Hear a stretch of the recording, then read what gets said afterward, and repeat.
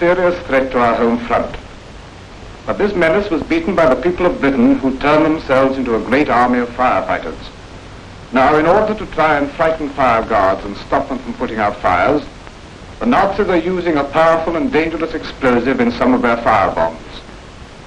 Many of the firebombs that are dropped will still be of the old kind, but don't rely on this. Treat them all as the new kind. The new bomb is the old type firebomb with an explosive charge fixed on its nose. There is a time fuse which explodes the bomb at any time up to 6 or 7 minutes.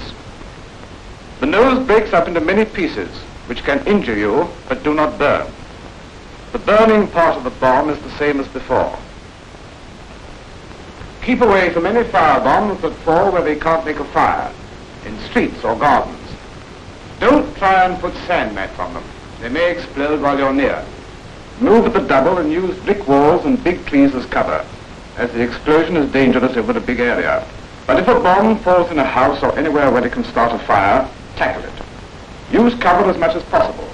The ordinary brick wall gives good cover. If your inside walls are brick, you can fight the firebomb from outside a room like this. But remember, only brick walls give cover. Walls of lath and plaster are useless, though a breeze wall will give some protection. It's no use using a table or chair like this, and it's not safe to be above or below a room with a bomb in it. Ceilings and floors do not give protection, so don't try and catch the bomb as these fire guards are doing.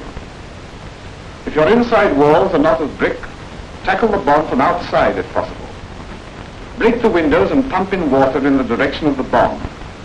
Even if you don't hit it, wetting the room will lessen the risk of a big fire. Once the bomb has exploded, you can go in and tackle it in the normal way, with a stirrup pump jet. If bombs don't ignite, leave them alone and tell your warden. They can still explode.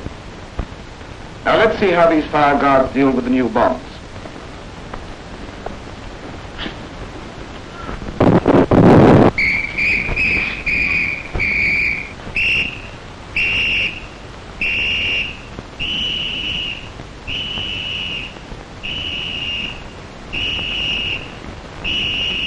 They leave the bombs in the street alone and keep well curled.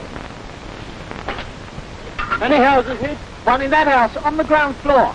This man knows his walls are brick, so he tackles the bomb from outside the door with a small can filled from the bucket. Even if he doesn't hit the bomb, it helps to keep the room wet. Just a long walk. How's it going? Not so bad. A stir I don't help though.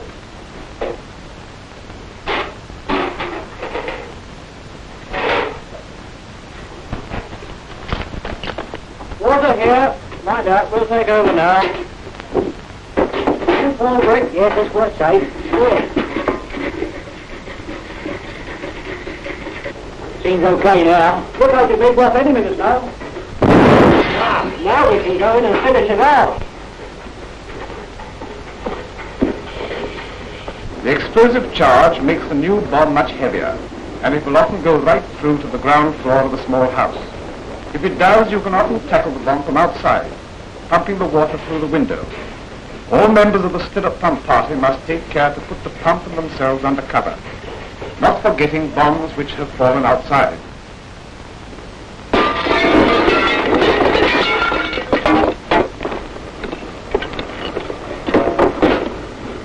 Water on!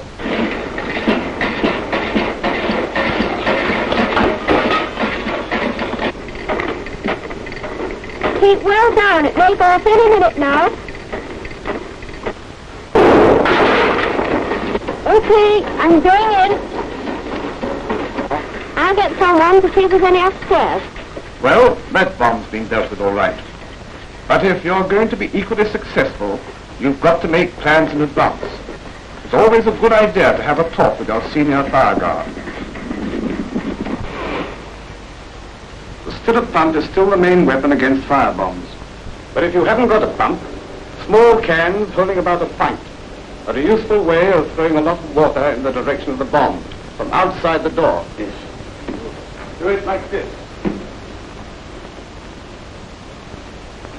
Be careful only to expose your hand while throwing the water in. Don't on any account look round to see what's happening. Now you must be sure which walls give safe protection. Tapping them will tell you whether they're brick or lath and plaster. That, for instance, is lath and plaster, and will be no good for cover. Supposing you're not sure what kind of wall it is. Well, try and find out from your local builder or borough surveyor. Failing any other way, if you drive 2-inch nails into the wall, you'll soon know if it's brick or not. If it's brick, they won't go in. So you mustn't go into the room at all. It seemed hard to get the water onto the bomb. Yes, but you can tell by the sizzle when you're hitting the bomb. And any water that misses the bomb wets the room and helps to prevent burning. Doors must open wide, so that you can get water to any part of the room without exposing yourself. Supposing you can't open it all the way. Say that it's got a piano behind it, and the room's too small to move it anywhere else. Move it if you can, but if you can't, you can attack the bomb in this way.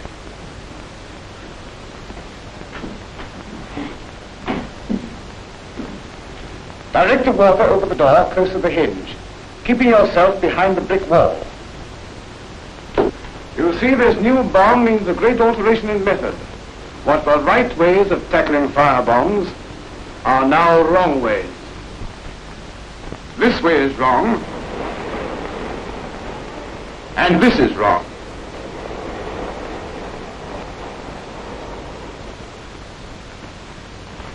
Regular contact with your warden and fire guard leaders will enable you to keep up to date with firefighting methods and gives you a chance to get advice on particular risks in your own home. The first task will always be to put out the fires. Remember the new rule. If a bomb falls where it can do damage, you must tackle it, but you must do so from behind cover.